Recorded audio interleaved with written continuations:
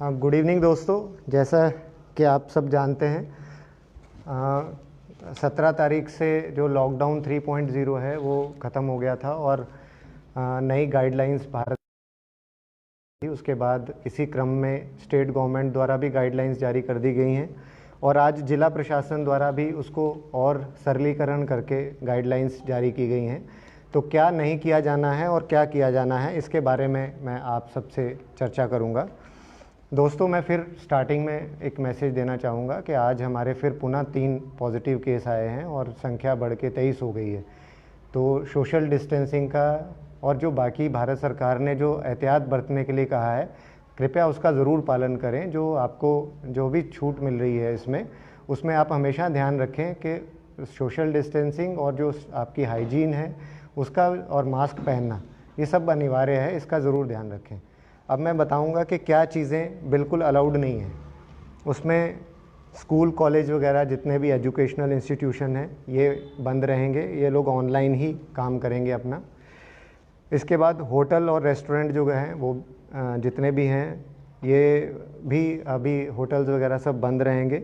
Restaurants के लिए जो है वो अपना किचन ओपन करके वो होम डिलीवरी करा सकते हैं। तो मैंने बता दिया होटल्स, और ये आपको सबको हम अपलोड भी कर देंगे ऑर्डर। उसके बाद cinema hall, shopping mall, gymnasium, swimming pool, ये पूर्व में भी सारे बंद थे, ये वैसे ही बंद रहेंगे। केवल स्पोर्ट्स कॉम्प्लेक्स और स्टेडियम जहाँ बच्चे खेलते हैं या टूर्नामेंट होते हैं वो खुल सकते हैं, और उसमें भी दर्शक नहीं होने चाहिए, स्पेक्टेटर उसमें अलाउड नहीं है। उसमें आप मैच खेल सकते हैं लेकिन स्पेक्टेटर नहीं होने चाहिए। उसके बाद social, political, sports, entertainment, academic, cultural, religious functions, ये सारी गैदरिंग जो है ये सारे पूर्व में भी ये बंद थी और अभी भी ये बंद हैं। फिर रिलीजियस प्लेसेस, काफ़ी सारे लोग अनुमति मांग रहे हैं, रमज़ान में, ईद में भी अनुमति मांग रहे हैं कि हम पढ़ना चाहते हैं, नमाज़ पढ़ना चाहते हैं। तो इसमें फिर क्लियर कर दिया गया है कि पब्लिक के लिए ये प्लेस बंद है। तो ये पूर्व तरह ही रहेगा। कोई भी इसमें अधिकारी को आप एप्लीकेशन भी भेजेंगे तो अनुमति वो दे नहीं पाएगा, क्योंकि भारत सरकार द्वारा सभी को ये 7 चीज़ें हैं जो पूर्णतः सभी पूरी कंट्री में प्रतिबंध है। अब दोस्तों हम ये आएंगे कि जो हमारे पूर्व में जो व्यवस्थाएं चल रही थी उनमें क्या बदलाव है। सबसे पहले जो हमारा लेफ़्ट और राइट वाला सिस्टम चल रहा था दुकानें खोलने का, अब वो जो है ख़त्म कर दिया गया है। उसमें दुकानें अब सब खुल सकती हैं। तो ये आपकी जो क्वेरी थी ये इसमें हमने आंसर कर दी है। उसके बाद जितने भी खाने के जो है, उसके बाद संचालन के संबंध में जो प्राइवेट और जो पब्लिक ट्रांसपोर्ट है वो कैसे खुलेगी। तो दोस्तों उसमें आपको जो प्राइवेट बसेज़ हैं और जो सरकारी बसेज़ हैं, ये दोनों का ट्रांसपोर्ट विभाग द्वारा निर्णय लिया जाएगा कि ये कब से खुलेंगी। ये बसेज़ के संबंध में व्यवस्था है। सेकंड, अब आ जाते हैं हम जो पब्लिक द्वारा और माध्यम प्रयोग किए जाते हैं, जैसे कि उसमें ई रिक्शा, टैक्सी, ऑटो और अन्य प्रकार के जो रिक्शा पुलर हैं उनके बारे में। तो इनके बारे में 3 चीज़ें इनको ध्यान में रखनी है। ये अलाउड हैं। पहले तो मैं बता दूं कि काफ़ी हमारे ई रिक्शा के जो भाई थे वो लोग पूछ रहे थे लगातार, क्योंकि बहुत सारा वर्ग इससे जुड़ा हुआ है। तो ई रिक्शा अलाउड है, लेकिन अब आप कंडीशन ध्यान से सुन लेंगे कि किस कंडीशन में अलाउड है। सबसे पहले जो है, ये लोग सवारी को एक स्थान से दूसरे स्थान पर ले जाएंगे, फिक्स सवारी लेके जाएंगे, रास्ते से सवारी नहीं लेंगे। जैसे आप बुकिंग में चलेंगे, एक पॉइंट से दूसरे पॉइंट पे स्थान पर रुक के सवारी नहीं लेंगे। और अगर आपके पास एक ही सवारी है या उसके साथ 1-2 लोग और हैं, उनको आप बैठा सकते हैं अगर वो एक परिवार के रूप में हैं, लेकिन सोशल डिस्टेंसिंग का पालन करेंगे। तो ये मैंने क्लियर कर दिया। ये टैक्सी के ऊपर भी लागू है, सभी के ऊपर लागू है। जो बाहर से पॉइंट टू पॉइंट आप चलेंगे, रास्ते से आप सवारी नहीं लेंगे, मिक्स नहीं करेंगे लोगों को। तो इसको समझेंगे। दूसरा पॉइंट ये है कि सामाजिक दूरी का जो अनुपालन भारत सरकार ने बोला है उसको आप पढ़ लेंगे, उसका हमेशा आपको जो है ध्यान रखना है। उसके बाद थर्ड जो सबसे इम्पॉर्टेंट पॉइंट है, आप एक पंजिका रखेंगे, अपनी गाड़ी में पंजिका रखेंगे, और उसमें जो भी यात्री आपके साथ ट्रैवल कर रहा है, जिसको आप छोड़ के आ रहे हैं, उसका मोबाइल नंबर, उसका नाम, उसका विवरण, कहाँ आपने उसको पिकअप किया है, कहाँ आपने उसको ड्रॉप किया है, कहाँ से सवारी ली, कहाँ उसको छोड़ा है, ये पंजिका आपके पास होनी चाहिए। और जब भी प्रशासनिक अधिकारी या पुलिस अधिकारी आपसे ये मांगेगा, आपके पास होनी चाहिए। भाइयों, ये इस वजह से है क्योंकि अगर कोई कोरोना पॉजिटिव आ गया तो कॉन्टैक्ट ट्रेसिंग करने में मदद मिलेगी कि कौन कहाँ से कहाँ ट्रैवल हुआ है।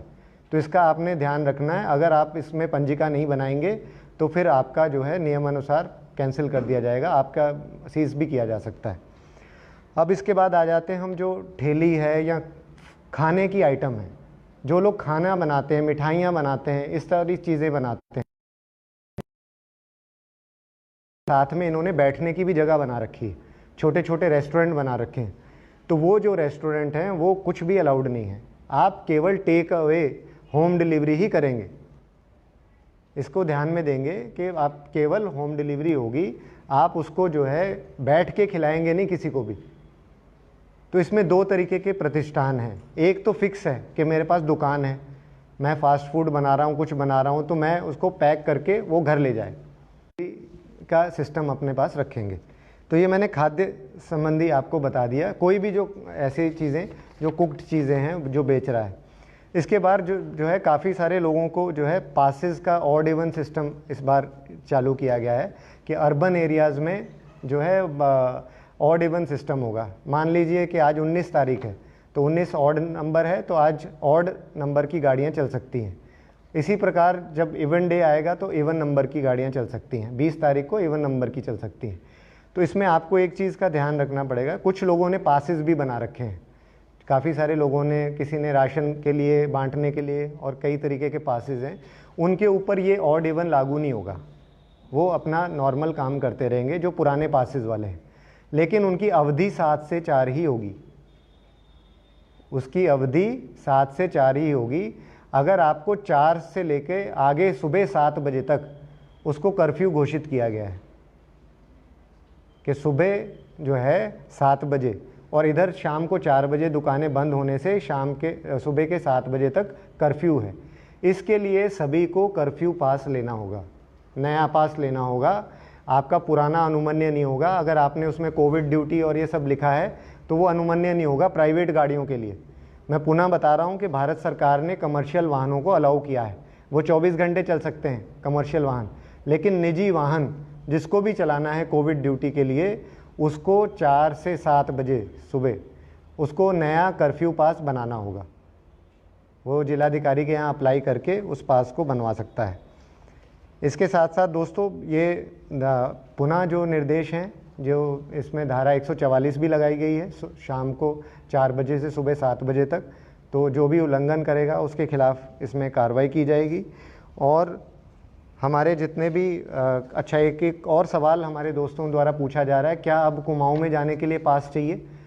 मतलब आपको उत्तराखंड के अंदर क्या जाने के लिए निजी वाहन से कोई पास चाहिए या टैक्सी को कोई पास चाहिए? तो आपको किसी पास की आवश्यकता नहीं है, आपको कोई पास नहीं चाहिए। आप उत्तराखंड के अंदर अगर कोई इंटर स्टेट बॉर्डर पार नहीं कर रहे हैं, आप मान लिया आपको यहाँ से देहरादून जाना है और आप जाना चाहते हैं जसपुर होते हुए, तो आपको इंटर स्टेट बाउंड्री पार करनी है। आप बिजनौर जाएंगे, हो सकता है आपकी गाड़ी वहाँ सीज हो जाए बिना पास के, वहाँ अलग दूसरा जो है यूपी पड़ता है, दूसरा स्टेट पड़ता है, तो तब आपको पास चाहिए। लेकिन अगर आप इस देहरादून जाना चाहते हैं चमोली होकर अपने स्टेट के अंदर ही, तो आपको पास नहीं चाहिए। तो ये काफ़ी सारे लोग इसमें हमें बार बार कर रहे थे, लेकिन पुनः सोशल डिस्टेंसिंग की शर्तें चालू रहेंगी। जैसे एक ड्राइवर या 2 या 3 लोग अलाउ किए गए हैं, वो हम एग्जैक्ट ऑर्डर जो है इसमें डाल देंगे, तो आपको सभी लोगों को इसका आइडिया हो जाएगा। लास्ट पॉइंट दोस्तों, हमने जो माई सेफ्टी फर्स्ट कैंपेन शुरू किया था, उसमें आप लोगों ने, काफ़ी लोगों ने फेसबुक में हमारे कमेंट्स डाले हैं। तो मैं आपसे ये चाहूँगा कि क्योंकि फेसबुक काफ़ी व्यस्त है हमारा जो चैनल है, तो हमारा ट्विटर और इंस्टाग्राम अकाउंट है, कृपया आप उसमें इंटरेक्ट करें। ये कैंपेन जो है उसमें चलाया जाएगा। फेसबुक में केवल हम लोग अनिवार्य और इम्पोर्टेंट क्वेश्चन ही लेंगे। दोस्तों बहुत बहुत धन्यवाद। जय हिंद।